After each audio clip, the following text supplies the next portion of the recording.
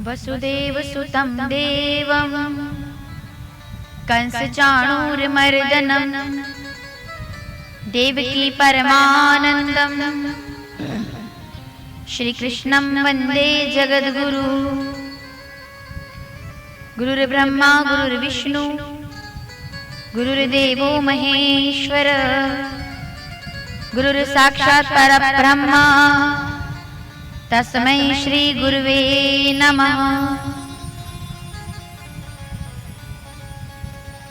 सर्वमंगल्य मांगल्ये शिवे सर्वार्थ साधिके शरण्ये त्र्यंबके गौरी नारायणी नमोस्तुते। व्यासाय विष्णुरूपाय व्यासरूपाय विष्णवे नमो वै ब्रह्मनिधये वासिष्ठाय नमो नमः।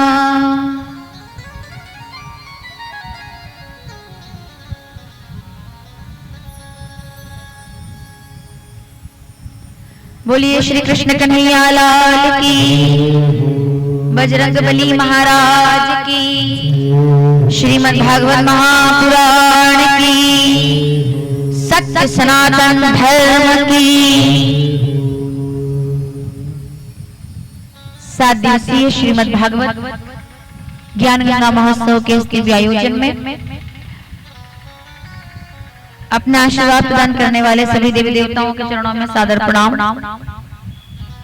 मर्यादा पुरुषोत्तम पतित पावन दशरथ नंदन कौशल्यासुत श्री सीतावर प्रभु राघवेंद्र सरकार के चरणों में सादर प्रणाम।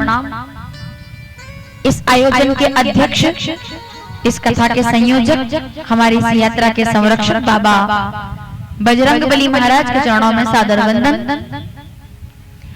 भागवत कथा के सप्तम और विश्राम दिवस में अपने स्वरूप में विराजमान भगवान श्री द्वारिकाधीश के चरणों में सादर प्रणाम। माँ जगदम्बा, परालंबा, आदिशक्ति, महादुर्गा, दशा माता के स्वरूप में हमें आशीर्वाद प्रदान करने वाली माँ भगवती के चरणों में प्रणाम के साथ आज दशा माता के महापर्व की आप सभी को बहुत बहुत शुभकामनाएं।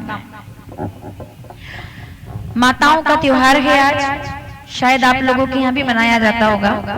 दशा माता का त्योहार हमारे यहाँ बहुत धूमधाम से पूजा की जाती है, क्योंकि आज के दिन माताएं सुबह जल्दी उठ करके पीपल के वृक्ष की पूजा करती है और पीपल के वृक्ष की पूजा करके एक कच्चे सूत का धागा उसके अंदर 10 गठान लगा करके अपने गले में पहनती हैं।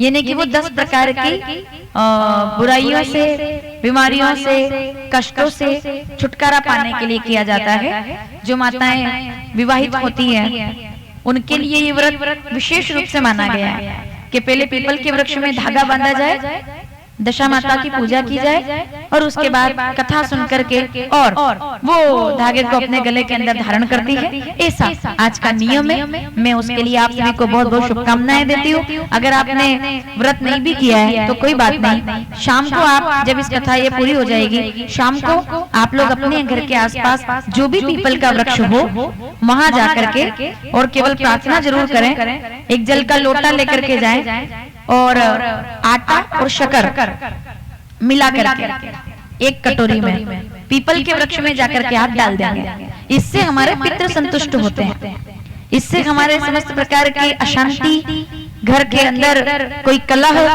आज की पूजा करने से पीपल भगवान की, क्योंकि उसमें नारायण का निवास है, पीपल में भगवान विष्णु का निवास है। तो माताओं से निवेदन है कि आज की कथा के बाद आप घर जाएंगे, भोजन तो आपका यहाँ हो ही जाएगा। उसके बाद जब आप घर जाएंगे तो घर जाकर के एक थाली में कुमकुम चावल जो आप पूजा का सामान रखते हैं उसके साथ आटा और शक्कर पीपल भगवान के यहाँ ले जाकर के जल के बाद आप वहाँ वो चढ़ाएंगे। और मेरा विश्वास है आप परिक्रमा करेंगे, प्रार्थना करेंगे, दशा माता हम सबकी दशा बदल दे। इन शुभकामनाओं के साथ आइए कथा का शुभारंभ करते हैं बहुत ही आनंद के साथ। कल हाँ मैं वही चर्चा कर रही थी, अच्छी बात है आज यहाँ पर पीपल के जो पौधे यहाँ पर हैं, एक बार ताली बजाकर स्वागत करें आप उन लोगों के लिए जो इस प्रकार का विचार रखते हैं। कल भी मैं एक गांव में आम का वृक्ष लगा, आम का पौधा लगा करके आई हूँ, पौधारोपण हम लोगों ने किया है। उसके साथ ही मैंने कुछ यजमानों से तो पौधे ही भेंट में ले लिए हैं, क्योंकि कुछ फूल ऐसे हैं जो हमारे यहाँ नहीं होते, तो वो छोटे छोटे पौधे उन लोगों ने मुझे भेंट में दिए। मुझे लगता है कि फूल और गुलदस्ते देने से ज्यादा अच्छा है कि किसी को पौधा भेंट में दिया जाए, ताकि वो हजारों फूल बन करके और वो प्रकृति का अनुमोदन होगा। आज दशा माता के पर्व पर मैं आप सभी से चाहूंगी कि ज्यादा से ज्यादा वृक्ष लगाने का संकल्प करें। हम वृक्ष लगाएं। दशा माता के पर्व पर पीपल के वृक्ष की पूजा होती है, यहाँ से भी वृक्ष वितरण किए जाएंगे कथा के बाद। तो मैं बहुत बहुत शुभकामनाएं देती हूँ। कल का हमारा आयोजन बड़ा अच्छा रहा, एक बार जय जयकार करें भारत माता की। कल गरियाबंद के भगवा चौक से जब महाआरती गूंजी तो आरती भारत माता की, जगत के भाग्य विधाता की। और कल की हमारी महाआरती का एक ही उद्देश्य था, एक ही लक्ष्य था। माताओं ने जिस प्रकार से हमारा सहयोग किया, ऐतिहासिक आयोजन गरियाबंद के इतिहास का, जिस प्रकार से माताओं ने अपना सहयोग प्रदान किया है, यही सहयोग 2 अप्रैल को प्रदान कीजिएगा।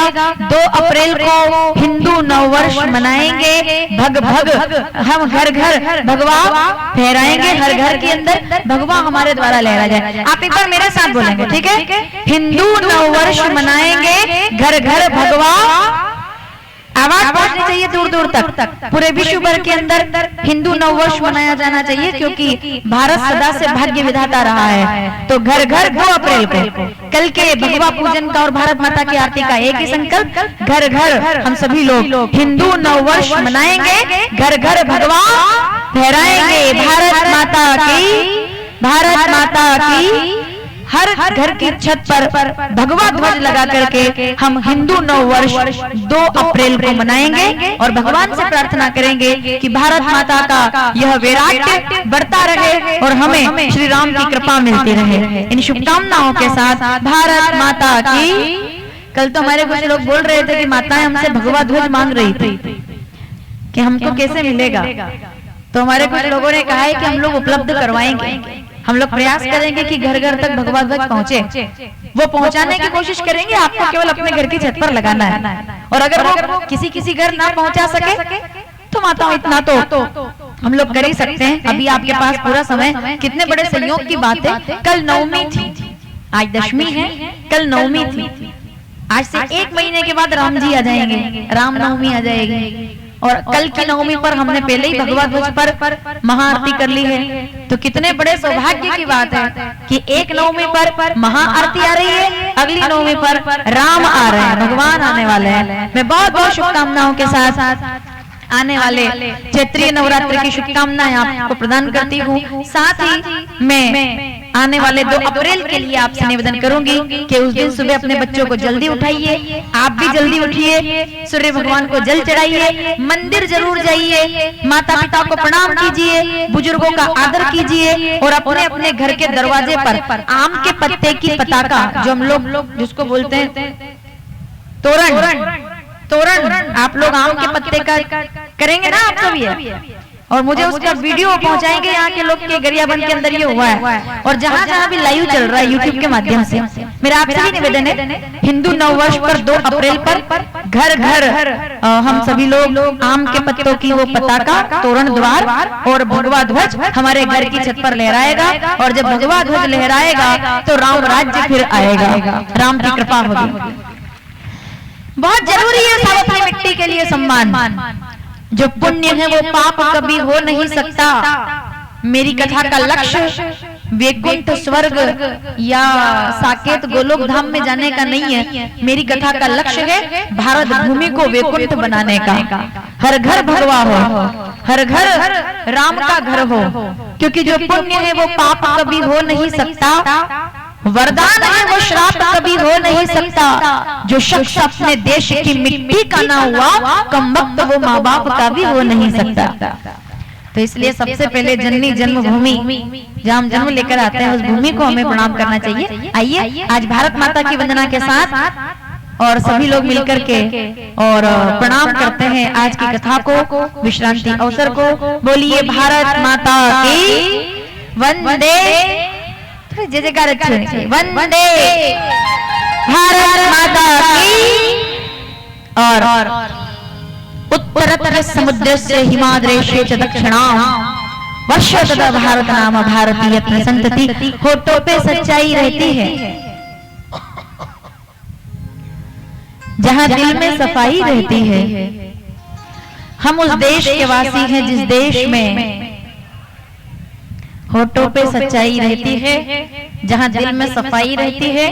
हम उस प्रदेश के वासी हैं जिस प्रदेश में महानदी, जिस प्रदेश में त्रिवेणी बहती है। बोलिए राजीव लोचन भगवान की।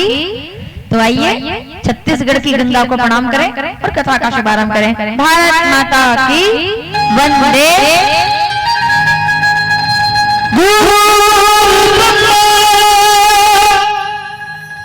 गुरु विष्णु गुरुदेव महेश्वर गुरु साक्षात् परब्रह्म तस्मै श्री गुरुवे नमः। जहाँ डाली पर सोने की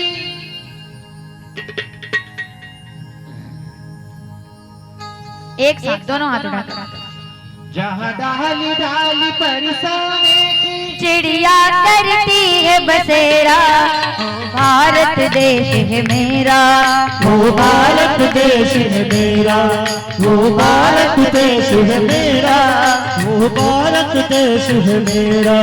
यहाँ सत्य अहिंसा और धर्म का पग पग लगता डेरा। वो भारत देश है मेरा, वो भारत देश है मेरा, वो भारत देश है मेरा, वो भारत देश है मेरा।